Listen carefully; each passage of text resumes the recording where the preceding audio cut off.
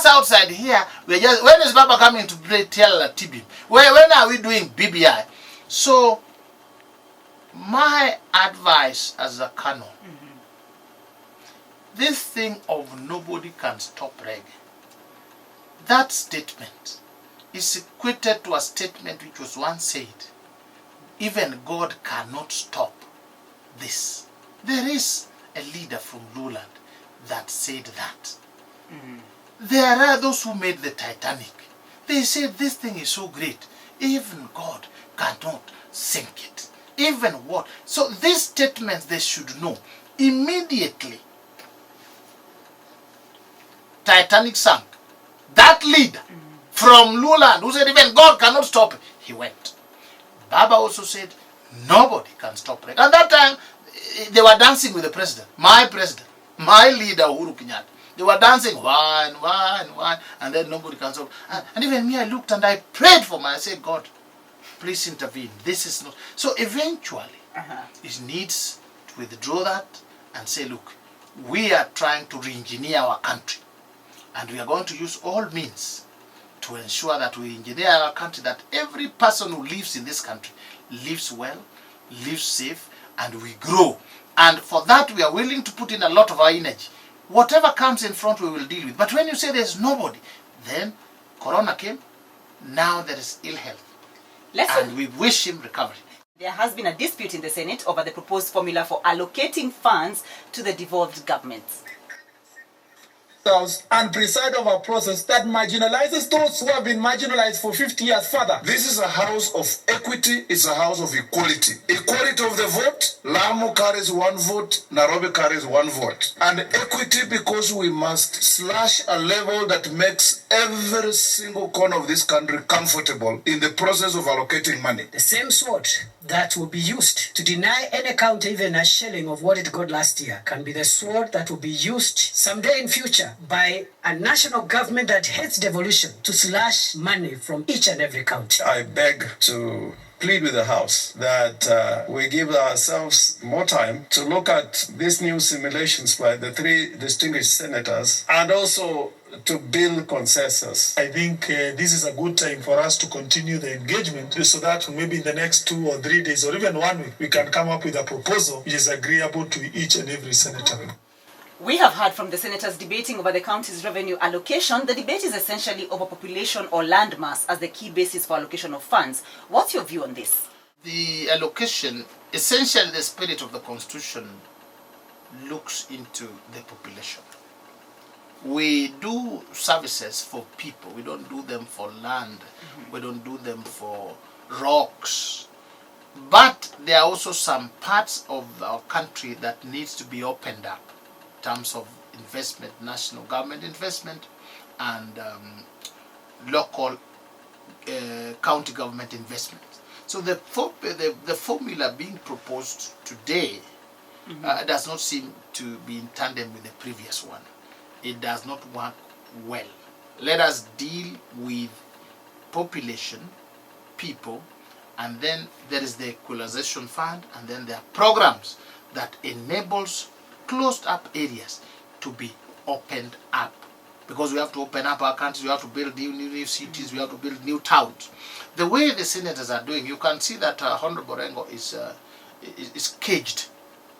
He knows something is wrong, but now it is between the deputy president's people and the others. So even if it's wrong, you can just hear him saying, we need to wait and do consensus. That is not like him. He would have blown, but if he was to blow, Baba would say, are you in government or you are out?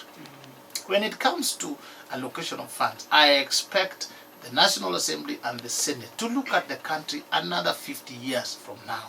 Not at President Uhuru, not at Jubilee, not at ODM. The devolution has done a lot of good.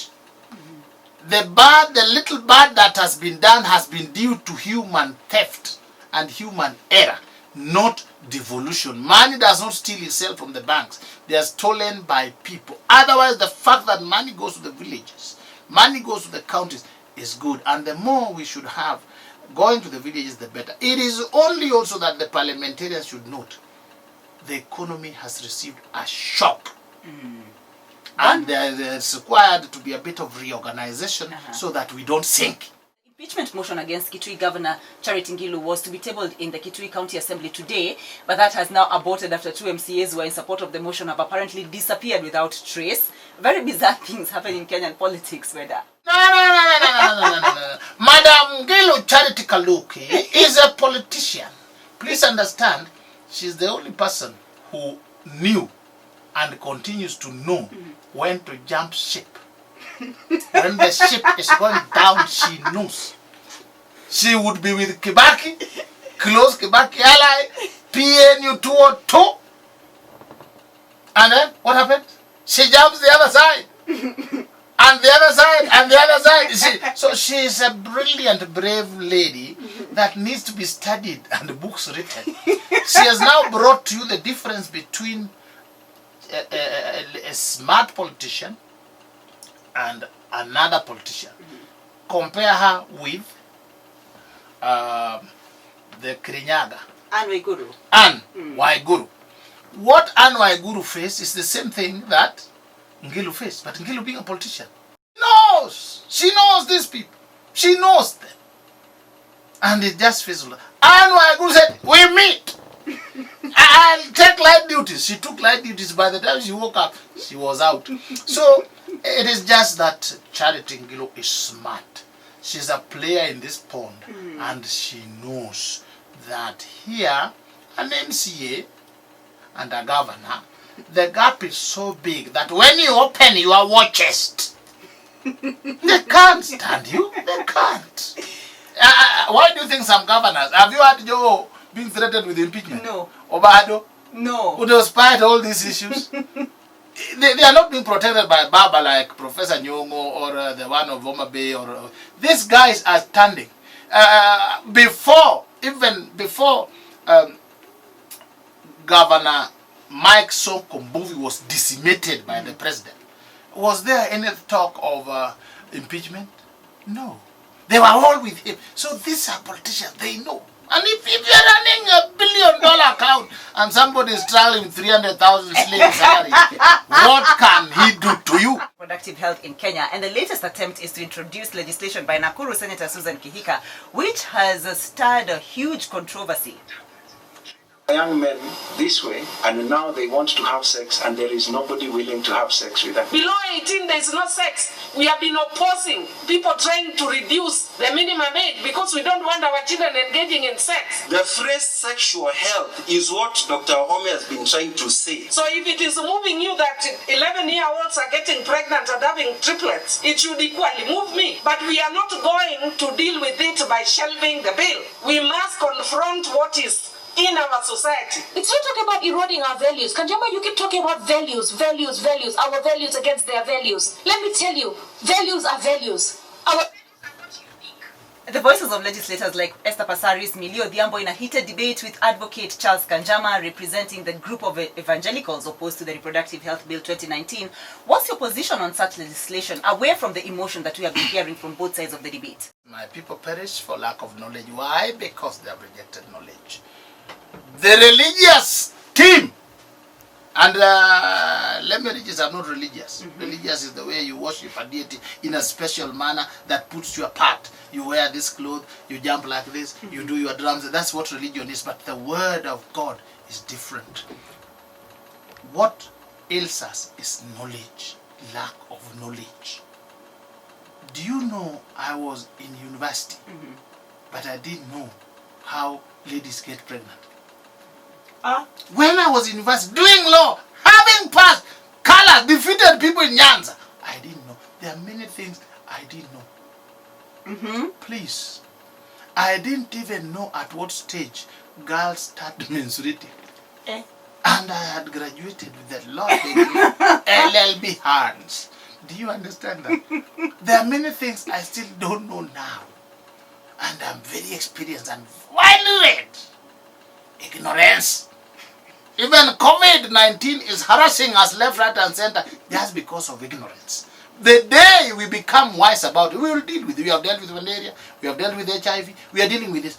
So whoever blocks a law that will regulate dissemination of knowledge because they think our children are better in ignorance is actually the enemy. In old age now I've learned, I sit even with my older children and I tell them, let's talk about these things. And let's talk about them in a plain language so that even the younger ones understand. The church should not, no, this is not the church, the religious people should not, our values. What are our values? Our values was that these things, there were many things which were taboos. You don't talk about them. Right. The result is somebody has graduated with a law degree, brilliant. He has no idea. I never believed, I didn't know that a girl of 12 years could get pregnant. COVID-19 means civil marriage ceremonies are now being booked online, Yes. as we hear from the State Law Office Chief Administrative Secretary Winnie Guchu. In the system where they shall be booked for their date of marriage. Unfortunately, some couples may not be able to get the dates that they want because we have to regulate the number of marriages that are taking place in a day so that we are avoiding a lot of interaction. The entire process of registering a civil marriage is now being done online. Yes. The only catch is that you don't choose the date of the ceremony. It's all subject to availability of dates. That's the price to pay for the digital world that we live in and the disruption of COVID-19. Let's be realistic. These things we are trying to choose dates over and whatever, they have already taken place. Yeah. Especially those who are going to the registrar. Yes. They are already living together, they are already married. In fact, most of it is to avoid in case of death or divorce for security. It's never that kind of wedding where the girl is here in dress and coming from her village. Yeah, nothing. So that date should actually respect COVID. Even these other ones. We wed, yes. But you wed over fruits you had eaten long time. Please. So, dangerous times require dangerous things. So old habits will wait until we come to normalcy. But let nobody say, oh, I plan to marry on 1st of August. Now this fast is gone. Yes, when you look at it, these are people coming in the same car, from the same house, and the witnesses are neighbors that they have collected along the way. If they miss, you collect another. Say, Julie, where are you? And you have been studio. When are you coming out? And you are coming out at 9:30. Please come. By 11, come to Sharia. Somebody has betrayed me. That's what's happening. Now, we will come over this, but for now, please, let's just leave it that God is in charge. People want to get married, please so. So those who, you don't have to go to the register. Marriage is a fact. Marriage is not papers. Papers are just evidence. Otherwise, marriage, there's a way you live, people know this is marriage. There's a way you live, even if you say you are married, people will tell you, this marriage, morning, afternoon, apana. So let people continue getting married. When things are normal, then you can call us for the cows. We'll come and eat. I did my wedding anniversary exactly after 25 years. That's when I went to church and Judge and Lesser Pet was there to bless. 25 years! Who are dancing for me? My children. Yeah. They are the ones who are dancing in front. And then we were blessed. Our regular analyst on Wednesday mornings to help you get a better understanding of the big stories of the week. Ambrose Weda, Esquire, Advocate, High Court of Kenya. He wears many other hats. Board member, Lake Basin Development Authority, Canon in the Anglican Church of Kenya, published author. And remember, every Sunday morning from 8 a.m., Weda joins Millicent Aroka to discuss spirituality, prosperity, success, and other highly motivational issues.